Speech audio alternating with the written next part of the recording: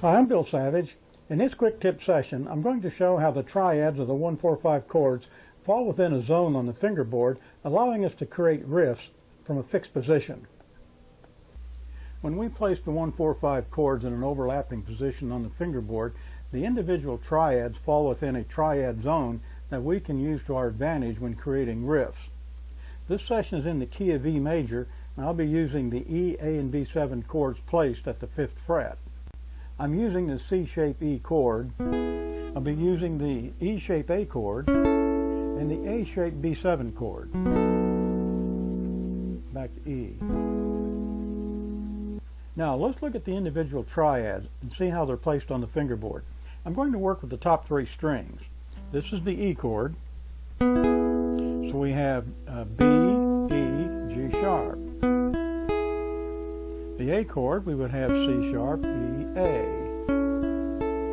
And the B7, a 4-tone chord, we would have the F sharp, the B, the D sharp, and the A. And back to the E. Now I'm going to demonstrate how we can play very simple melodies and without hardly any hand movement, which is a great asset sometimes when we're creating riffs. We're going to start with one string, one note at a time, and just play a simple melody on a 4 count. So we have a G sharp for the E, the root note A for the A chord. Now in the B7, the A is the 7th, so I would stay on that note for the B7 chord. Then back to our E chord, the G sharp note.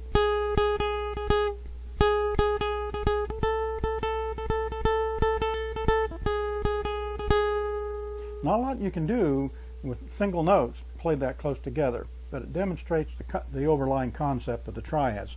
Now let's work with 2 strings.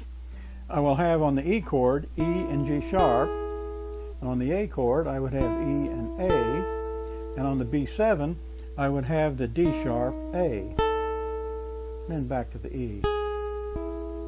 So let's play that.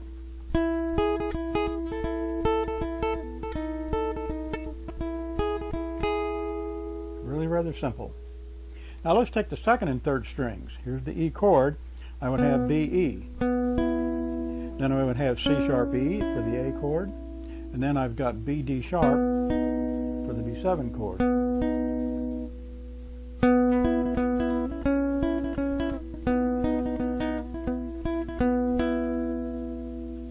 That's how easy it is to play simple riff, moving through the 1-4-5 chord progression and staying right in that pocket. Now let's look at something that I call a chord scale, and that is simply playing all these triad tones and see how they really work together, and it's very easy.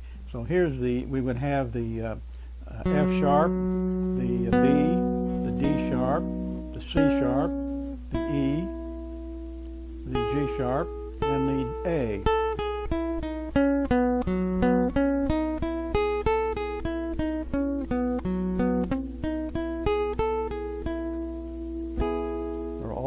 Right there, so we can start playing riffs.